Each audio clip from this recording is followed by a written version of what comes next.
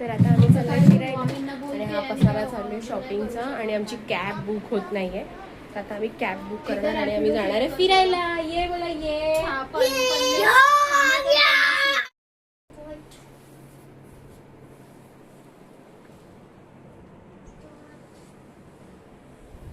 रिक्षाच book होत नाहीये आणि आता ती लवकर येत नाहीये, झाली ती.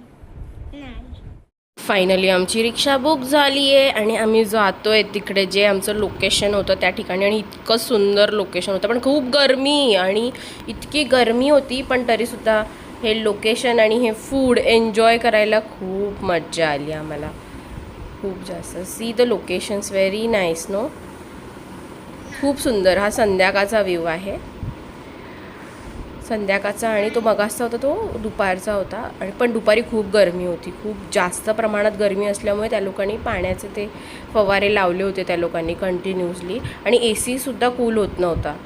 मग आम्ही गेलो पूलमध्ये एन्जॉय करायला. खूप जास्त पाण्यात राहिलो होतो आम्ही, खूप जास्त पाण्यात राहिलो आणि इतकं खेळलो आम्ही पाण्यामध्ये की बाबा विचारू नका.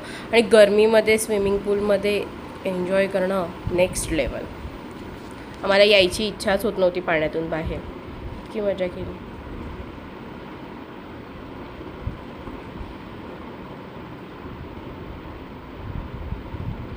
माझा मुलगा तर खूप पाण्यातून बाहेरच यायला मागत होता, एवढा पाण्यात तो मजा करत होता. ते एन्जॉय करून झाल्यावर आम्ही रात्री कॅरीओके भरपूर वेळ, रात्री 3 वाजेपर्यंत आम्ही कॅरीओके करत होतो. आणि हा सकाळचा व्ह्यू, सकाळी एवढं छान वाटत होतं. तिथे बाजूला रिव्हर होतं मस्तपैकी. आणि हे काही पिक्चर्स मी काढले होते, ते मध्ये मध्ये मी टाकले आहेत. आणि हे सडनली मिळालेला मला एक शॉट होता. तिथे छोटी छोटी लहान लहान मुलं पाण्यामध्ये इतकी सुंदर खेळत होती. काय त्यांना पूलची माहिती आणि काय, म्हणजे इतकं छान खेळत आहेत, त्यांना बघायलाच एवढं छान वाटत होतं. तर मग तो शॉट मला मिळाला.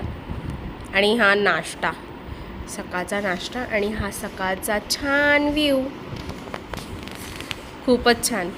आणि अशाप्रमाणे आमचा जो मस्तपैकी पिकनिक ती ठरली होती ती छानपणे एंडिंग झाली. सो बाय, मिळूया नेक्स्ट व्हिडिओमध्ये.